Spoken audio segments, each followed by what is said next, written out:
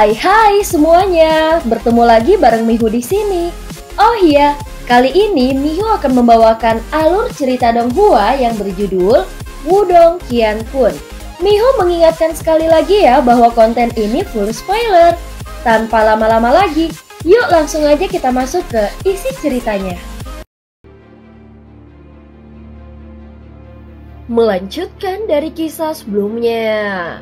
Setelah Little Flame memperoleh setengah dari warisan darah esensi, dia memilih untuk segera melakukan retret dan memperbaikinya. Adapun pengelolaan Gunung Petir Dalam, itu diserahkan kepada Lindong. Hal ini jelas membuat yang terakhir sakit kepala. Pada saat ini Lindong duduk di platform batu di aula besar Gunung Petir Dalam, yang digunakan khusus untuk pelatihan. Di bawah peron batu, Centong dengan hormat menyerahkan 10 tas Qiankun kepadanya. Tuan Lindong, setiap tas Qiankun berisi 10 juta pil Xuan Yuan.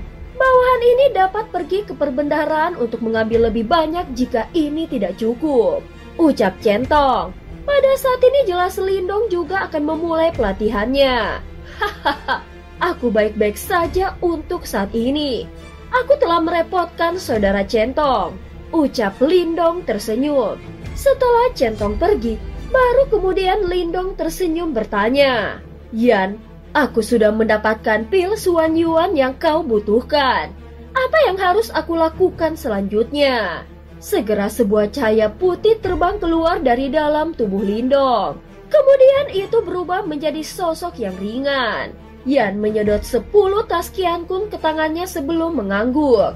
Dia berkata, apakah kau ingat bagaimana kau menggunakan batu leluhur untuk melatih esensi mentalmu sejak lama?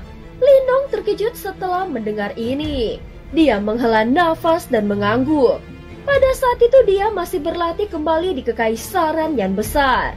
Itu benar-benar sudah lama sekali. Batu leluhur memang memiliki kemampuan untuk meredam energi mentalmu. Namun kau tidak tahu bagaimana menggunakannya di masa lalu.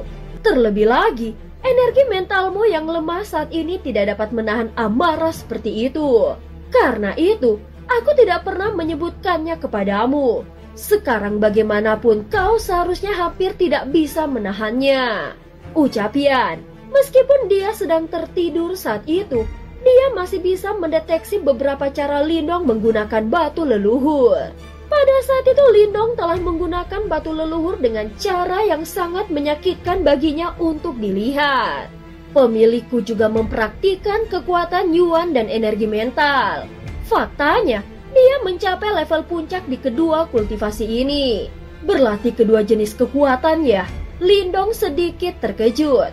Sepertinya dia tidak menyangka bahwa makhluk terkuat yang pernah ada sebenarnya memilih untuk melatih kedua jenis kekuatan itu juga. Meskipun ini bukan jalan yang langka, banyak yang menyentuh kedua jenis kekuatan ini memiliki satu yang mereka fokuskan, dan yang lainnya sebagai asisten. Faktanya, bahkan Lindong akan lebih condong ke arah kekuatan Yuannya dan dia akhirnya mengabaikan budidaya energi mentalnya sebagai hasilnya. Kedua kekuatan ini sama-sama sangat kuat, namun tidak dapat dihindari bahwa salah satu dari mereka akan menjadi lebih kuat jika kedua kekuatan itu hidup berdampingan dalam tubuh yang sama. Di masa lalu, alasan keberadaanku adalah untuk menjaga keseimbangan dua kekuatan kuat ini di dalam tubuh pemilikku.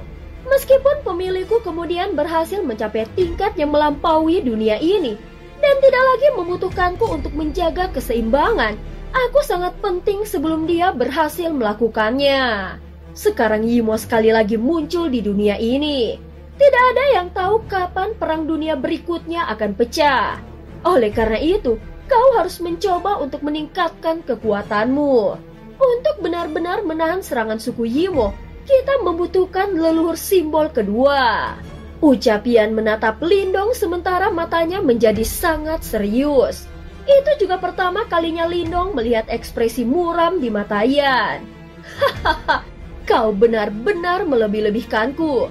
Meskipun aku selalu sangat percaya diri, jika kita membicarakan ini, seharusnya Master S memiliki kesempatan yang lebih baik daripada aku kan?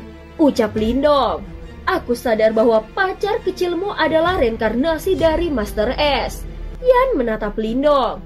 Aku juga tahu bahwa meskipun tuanku mengatakan bahwa Master S adalah orang yang paling mungkin untuk mencapai levelnya, namun simbol leluhur memilihmu. Ucap Yan. Apa maksudmu? Lindong mengerutkan keningnya.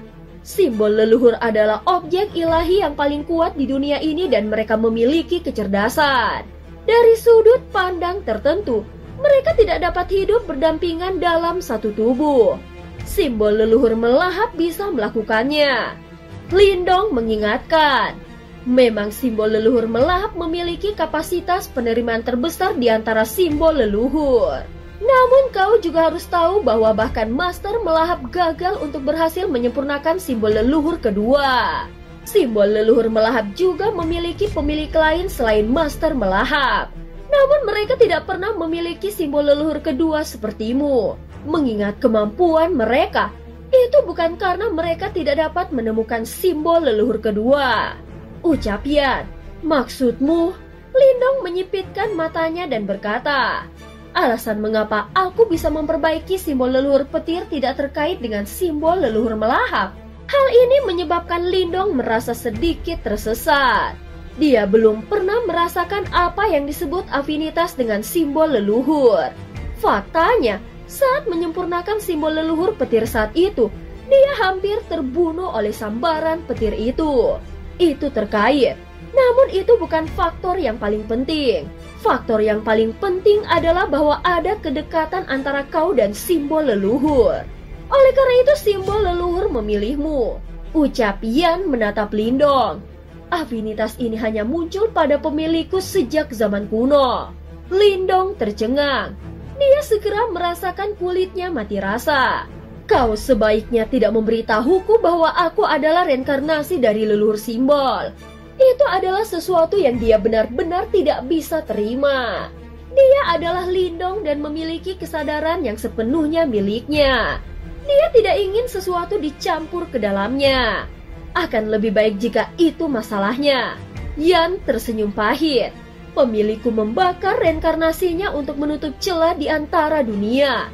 Dia sudah benar-benar menghilang dari dunia ini dan tidak akan memiliki kesempatan untuk bereinkarnasi. Ucap Yan. Lindong menghela nafas lega, dia merasa punggungnya basah karena keringat dingin. Namun dia tidak merasa memiliki afinitas. Yang dia tahu hanyalah bahwa dia telah berlama-lama antara hidup dan mati untuk berkali-kali untuk sampai ke tempat dia hari ini. Meskipun demikian, itu berarti kau memiliki potensi untuk menjadi leluhur simbol kedua.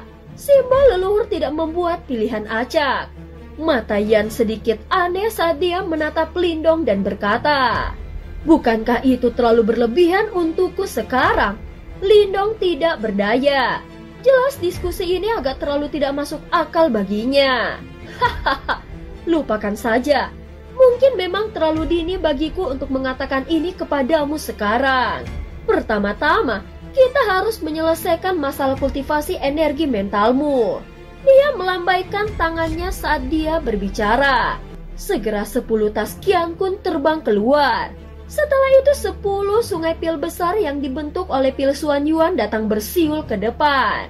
Mereka tampak seperti naga besar yang berjongkok di aula besar ini. Ketika 100 juta pil Xuan Yuan berkumpul, energi yang terkandung secara alami mencapai tingkat yang cukup menakutkan. Karena pengumpulan energi, sebenarnya ada suara percikan air yang dipancarkan. Gelombang riak Yuan Power yang agung menyebar. Melayang di udara, segel tangan Yan berubah secepat kilat. Setelah itu, dengan raungan yang dalam, 10 sungai pil tiba-tiba menabrak satu sama lain. Kemudian gelombang kejut energi yang menakutkan menyebar. Saat ombak menyebar, samar-samar ada objek ribuan kaki yang perlahan terbentuk. Itu adalah pelat cahaya misterius yang sangat besar. Suasana berat tetap ada di dalamnya. Cahaya menembus pelat cahaya yang muncul seolah-olah telah membentuk dunianya sendiri. Yan berdiri di langit. Dia melihat piring cahaya besar dan tersenyum melihat ke arah Lindong. Namun Lindong bisa mendeteksi niat nakal di matanya. Selanjutnya Yan membungkukkan tubuhnya dan memberi isyarat agar Lindong masuk. Ini adalah sesuatu yang pemilikku berikan kepada murid-muridnya saat itu untuk berlatih energi mental mereka. Selamat datang, kau adalah orang yang ke-9 yang akan masuk. Apa itu? Lindong menyaksikan piring cahaya besar ini. Dia bisa mendeteksi beberapa riak berbahaya darinya saat dia bertanya dengan gelisah. Yan tertawa. Suara santainya menyebabkan pori-pori di seluruh tubuh Lindong berdiri. Penjara ilahi tanpa akhir, ucap Yan. Ini adalah aula yang sangat besar dan luas. Pandangan seseorang menjadi kabur ketika seseorang mencoba melihat ke tepi perbatasannya. Seluruh aula tampaknya dalam keadaan sebelum kelahiran kekacauan. Pada saat ini, dua sosok sedang berlari di aula ini. Pada saat berikutnya mereka tiba-tiba saling menyerang. Pukulan dan tendangan bentrok saat kekuatan yang kuat meletus seperti gunung berapi. Namun setelah diperiksa lebih dekat, orang akan menyadari bahwa penampilan kedua sosok itu sebenarnya adalah Lindong. Terlebih lagi, hal yang paling aneh adalah keduanya sama persis. Namun satu tampak penuh kehidupan, sementara yang lain tampak acuh tak acuh. Kedua belah pihak saling bertukar pukulan tajam. Pukulan itu dengan cepat menembus pertahanan Lindong sebelum tinju ganas itu tanpa ampun menghantam dadanya. Sebuah kekuatan menyembur keluar darinya dan tinju menembus jantung yang terakhir seperti pisau. Kekuatan liar dan kekerasan meledak dari tubuh Lindong saat seluruh tubuhnya terkoyak. Gelombang rasa sakit yang mengerikan menyebar dari dalam tubuhnya. Meskipun tubuh Lindong sedang dicabik-cabik dengan cara yang kejam ini, dia tidak mati. Para kembaran di dalam penjara ilahi yang tak berujung dibagi menjadi tahap surga, bumi, dan manusia. Kau saat ini tidak dapat mengalahkan bahkan kembaran terlemah. Sepertinya kau memang telah mengabaikan kultivasi energi mentalmu terlalu lama. Kembaran mental ini memiliki pengetahuan penuh tentang seranganku. Selain itu bahkan lebih kuat dariku. Tidak mudah untuk mengalahkannya. Selain itu serangan orang itu terlalu kejam, ucap Lindong. Penjara ilahi tanpa akhir ini adalah tempat di mana pemilikku melatih energi mentalnya saat itu. Meskipun kau tidak akan benar-benar mati jika kau terkoyak di sini, namun rasa sakit itu akan bertambah berkali-kali lipat sebelum ditransmisikan kembali ke pikiranmu. Selama tubuh energi mentalmu mampu menanggungnya, kau akan dapat terus hidup kembali di tempat ini, ucap Yan. Dia melihat ke arah kesadaran Lindong yang telah berkumpul. Jika kau bahkan tidak dapat menahan sedikit pun rasa sakit ini, tidak perlu melanjutkan pelatihan energi mental ini, karena sesi mendatang akan lebih menyakitkan. Kau harus sadar bahwa tidak ada kekuatan di dunia ini yang datang secara gratis. Kesadaran Lindong menghirup udara dan berkata, tidak perlu bagimu untuk memberitahuku. Tolong lanjutkan. Sebuah riak menyebar di kesadaran Lindong. Setelah itu, cahaya berkumpul dan energi mental sekali lagi terbentuk. Perlahan mengepalkan kedua telapak tangannya. Segera setelah itu dia mengangkat kepalanya untuk melihat bayangan cermin yang telah bergegas lagi. Kali ini dia tidak mengatakan sesuatu yang tidak perlu. Kakinya menginjak tanah dan tubuhnya bergegas ke depan. Kedua sosok itu bentrok dengan keras lagi. Namun Lindong hanya berhasil bertahan lebih dari selusin pertukaran kali ini. Sebelum bayangan cermin meledakkan kepalanya dengan pukulan. Pada saat ini, kesadaran Lindong terus melayang. Sementara itu suara terengah-engah intens yang samar-samar dipancarkan. Terkandung dalam suara itu adalah rasa sakit yang tidak bisa disembunyikan. Lagi, Lindong mengatupkan giginya. Tubuhnya terbentuk sekali lagi saat dia menyerang ke depan. Suara rendah dan dalam terus terdengar di aula. Kedua sosok itu seperti binatang buas yang tak kenal lelah, karena mereka saling bertabrakan lagi dan lagi. Angin tinju tajam meletus dan suara angin menderu yang memekakan telinga muncul. Tubuh energi mental Lindong terus-menerus dihancurkan oleh kembaran yang acuh tak acuh itu. Namun dia tidak merasa kalah karena serangan yang tampaknya tidak berarti ini. Kesadarannya bergejolak dan banyak tubuh energi mental terus-menerus terbentuk. Setelah itu, dia menyerang ke depan seperti pria ganas dengan mata merah yang mematikan. 435. Yan dengan tenang memperhatikan tubuh energi mental yang terbentuk berulang kali. Setelah beberapa saat, suara rendah dan dalam lainnya menyebar dari bawah. Yan melirik sebelum kedua matanya menyipit. Dia bisa melihat bahwa bayangan tangan cermin di bawah sekali lagi menembus hati dari Lindong. Namun tinju Lindong juga meledakkan kepala bayangan cermin pada saat yang sama. Sebuah tindakan menyedihkan binasa bersama-sama. Bayangan cermin berfluktuasi setelah itu perlahan menghilang. Tubuh Lindong juga jatuh. Itu hancur saat menabrak tanah dan berubah menjadi kesadaran yang melayang ke atas. Waktu berlalu. Setelah beberapa saat, Lindong tiba-tiba membuka matanya yang tertutup rapat. Ekspresi pucat yang menakutkan terungkap saat keringat dingin terus-menerus keluar dari dahinya. Kedua tangannya terkepal erat dan pembuluh darah di tangannya terbuka. Meskipun tubuhnya tidak mengalami kerusakan sedikit pun, rasa sakit yang menakutkan dan intens melonjak seperti air banjir, mengikuti kembalinya energi mentalnya kembali ke tubuhnya. 8 master saat itu juga menjalani pelatihan yang sama. Ucap Yan, kalau begitu, di mana aku diberi peringkat berdasarkan hasilku? Lindong menyeka keringat dingin dan dengan santai bertanya. 9. Sudut mulut Yan berkedut. Itu adalah tempat terakhir. Ucap Lindong tersenyum. Ya, saat itu, Master melahap gagal 100 kali sebelum mengalahkan kembaran dan berada di peringkat kedua. Yan berhenti sebelum melanjutkan. Peringkat teratas adalah milik Master S. Dia gagal 11 kali. Tubuh Lindong menegang dia tanpa sadar mengangguk. Wah, itu luar biasa. Hanya setelah bertarung dengan bayangan cermin, seseorang akan mengerti betapa kuatnya itu. Namun Master S hanya gagal 11 kali sebelum dia bisa mengalahkannya. Bakatnya tidak bisa dijelaskan dengan ungkapan bakat pamungkas. Tidak heran dia dianggap sebagai orang yang kemungkinan besar akan mencapai level leluhur simbol. Pada saat ini, Lindong gagal lebih dari 800 kali sebelum dia berhasil mengalahkan kembaran itu. Perbedaan di antara mereka jelas sangat berjarak. Namun ini hampir tidak representatif. Pondasimu jauh lebih lemah dari mereka. Selain itu, mereka diajar secara pribadi oleh pemilikku. Di sisi lain, kau kebanyakan belajar sendiri selama bertahun-tahun. Jika kau menerima instruksi dan kondisi pelatihan yang sama, kemungkinan hasilmu akan jauh lebih baik. Ucap Yan. Mendengar ini Lindong hanya terdiam. Singkat cerita, selama bulan berikutnya, Lindong bahkan tidak melangkah keluar dari ruang pelatihan ini. Dia akan memasuki penjara ilahi tanpa akhir setiap hari dan terus menerima kematian itu. Dia sadar bahwa dia harus menembus energi mental.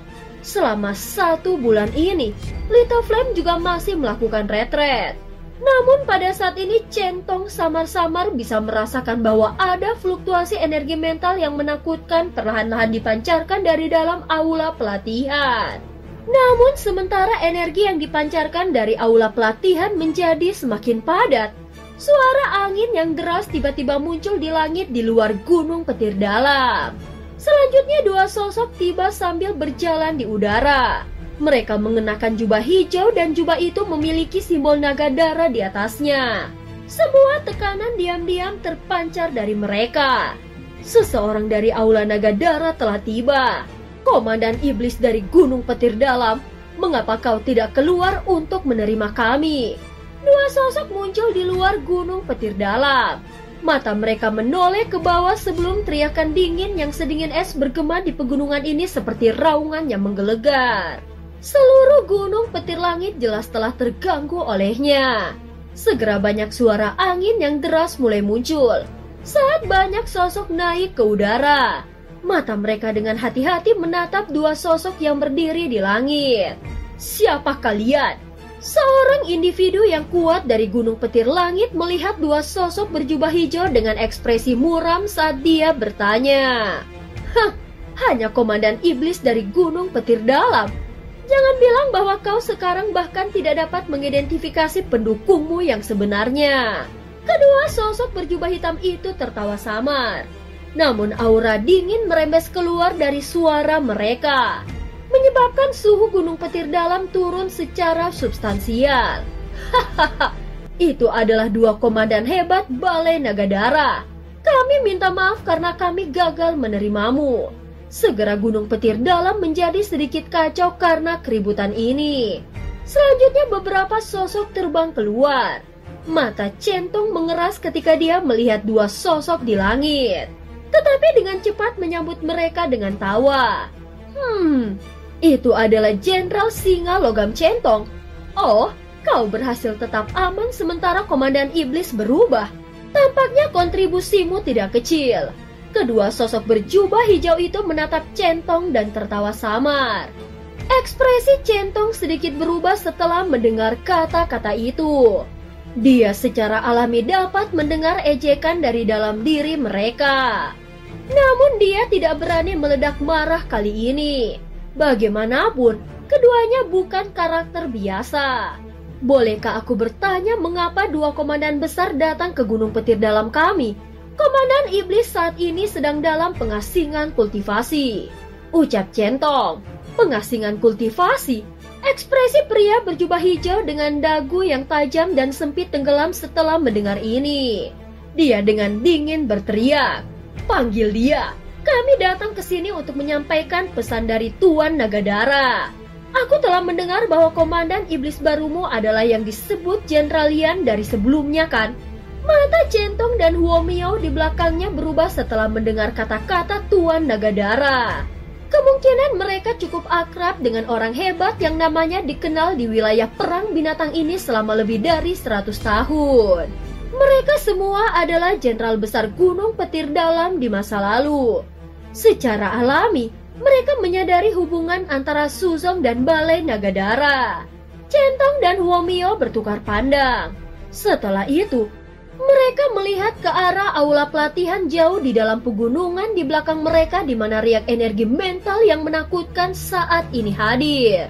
Orang di dalam tidak menunjukkan tanda-tanda sedikit pun meninggalkan pengasingannya. Komandan yang hebat, ini adalah waktu yang sangat penting bagi komandan iblis kami. Apakah mungkin memberitahuku jika ada masalah penting? Aku akan membantu menyampaikan pesan setelah komandan iblis meninggalkan pengasingan, ucap Centong ragu-ragu sebelum merekomendasikan. Kata-katanya baru saja terdengar ketika dia tiba-tiba mendeteksi tekanan mengerikan yang menyapu dari dua sosok di depan mereka. Suara sedingin es dengan cepat mengikuti. Sepertinya komandan iblis barumu benar-benar bodoh. Meminta Balai Naga Darahku untuk menunggunya. Hahaha, bahkan Suzong tidak memiliki kemampuan itu. Karena kalian semua tidak berniat memanggilnya, sepertinya kita berdua harus melakukannya sendiri. Kedua pria berjubah hijau itu tersenyum dingin. Tubuh mereka bergerak dan mereka bergegas menuju interior Gunung Petir Dalam. Komandan, tolong berhenti. Ekspresi Centong berubah drastis setelah melihat ini. Teriakan nyaring terdengar saat tubuhnya bergegas ke depan. Namun dengusan dingin ditransmisikan tepat saat dia akan bergerak.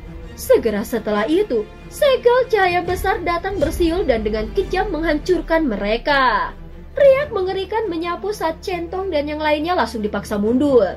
Mereka tampak agak menyedihkan saat mereka terhuyung mundur. Kedua komandan Balai Naga ini adalah ahli yang telah lama membuat nama untuk diri mereka sendiri di wilayah perang binatang. Keduanya memiliki kekuatan tahap kematian mendalam yang sempurna. Bahkan jika Suzong hadir, tidak akan mudah baginya untuk melawan mereka berdua sendirian. Oleh karena itu secara alami sulit bagi mereka untuk menghentikan kedua individu ini. Kedua komandan dari Aula Naga Darah dengan biadab menyerbu ke Gunung Petir Dalam. Mata tajam mereka menyapu sekeliling mereka. Sebelum berhenti di aula besar yang mengeluarkan fluktuasi energi mental yang mencengangkan, Tuan Naga Darah ingin menyampaikan pesan. Mengapa komandan iblis dari Gunung Petir Dalam yang baru belum keluar untuk menerima kata-katanya? Mata tajam kedua komandan itu menatap aula besar itu saat suara dingin mereka menggelegar, menyelimuti aula besar itu. Namun aula pelatihan tetap sunyi sebagai tanggapan atas teriakan mereka. Tidak sedikit suara yang dikeluarkan. Kemarahan muncul di mata kedua komandan ketika mereka melihat ini. Mereka tidak mengatakan apa-apa karena masing-masing melemparkan pukulan. Kekuatan Yuan Power membentang dan dengan kejam menghantam aula besar seperti gunung. Namun saat Yuan Power yang tak terbatas hendak menyentuh aula besar, gelombang kejut mental energi yang sangat kuat dengan cepat menyapu dan bentrok dengan serangan Yuan Power yang ganas. Suara keras bergema saat banyak retakan besar menyebar di sekitar aula besar. Tanah berguncang dan gunung bergoyang, seolah-olah gempa bumi telah terjadi. Oh, kejutan terungkap di mata kedua komandan ketika mereka melihat serangan mereka terhalau. Tawa dingin dengan cepat terdengar. Kau memang memiliki beberapa kemampuan. Tidak heran kau bisa merebut posisi komandan iblis dari Suzong. Namun biarkan kami berdua melihat apakah kau akan menunjukkan dirimu saat ini. Setelah kata-kata ini memudar, Yuan Power yang agung melonjak seperti banjir di sekitar mereka berdua. Momentum itu jelas cukup mengejutkan. Namun awan gelap tiba-tiba bergemuruh dan berkumpul di langit saat mereka bersiap untuk menyerang lagi. Ular perak menari di dalam awan gelap saat guntur menggelegar di langit sambil disertai dengan keganasan yang mengejutkan. Ini percobaan petir angin.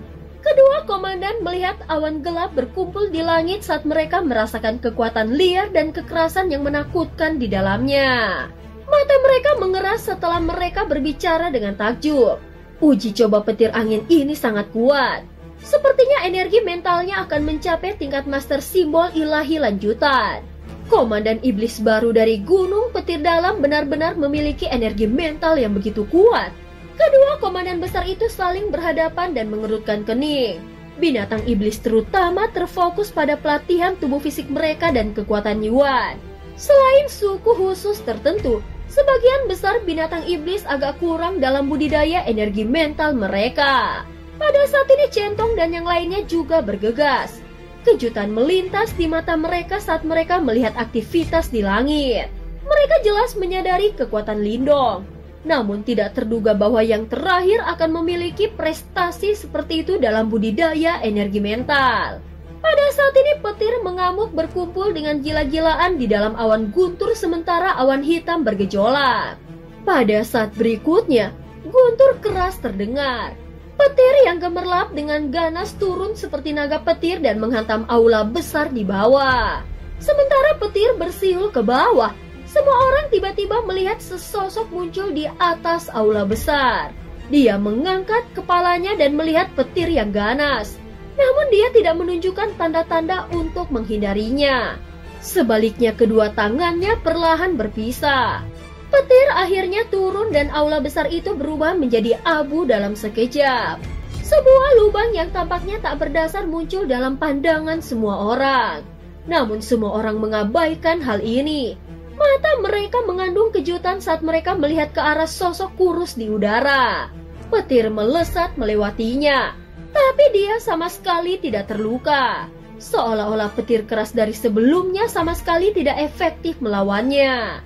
Keributan menyebar dan mata dua komandan besar dari Balai Nagadara mengeras. Sosok itu benar-benar mengabaikan keributan dari sekitarnya. Dia mengangkat kepalanya untuk melihat awan hitam yang bergejolak. Petir tampak menyambar di matanya yang hitam pekat saat dia perlahan mengangkat kepalanya dan mengerutkan kening. Pada akhirnya, dia dengan lembut berkata, "Hilang." Awan guntur yang bergejolak liar tiba-tiba berhenti. Selanjutnya, semua orang terpana melihat awan guntur yang mengandung energi yang sangat mengamuk mulai surut sedikit demi sedikit. Selanjutnya perlahan-lahan tersebar di depan mata semua orang. Itu tersebar. Kelompok Centong bingung saat mereka melihat adegan ini. Ekspresi mereka tampak cukup aneh. Mereka secara alami sangat menyadari percobaan petir angin dari Master Simbol. Kekuatannya sangat mengerikan. Namun percobaan petir angin yang luar biasa dari sebelumnya menghilang begitu saja karena sebuah kata dari Lindong. Ini adalah pertama kalinya mereka menyaksikan seseorang dengan kemampuan seperti itu. Seluruh langit menjadi sangat sunyi setelah awan guntur di langit menghilang. Lindong dengan lembut menepuk tangannya saat senyuman muncul di wajah mudanya. Setelah itu, dia melihat ke arah dua sosok berjubah hijau menangkupkan kedua tangannya dan tersenyum berkata, "Oh, itu teman-teman dari Aula Naga Darah. Bolehkah aku tahu mengapa kalian datang ke Gunung Petir Dalam? Apakah kau komandan iblis baru dari Gunung Petir Dalam?" Kedua komandan memandang Lindong dan bertanya dengan cemberut. "Hahaha, komandan iblis yang baru adalah saudaraku. Namun dia saat ini dalam pengasingan kultivasi.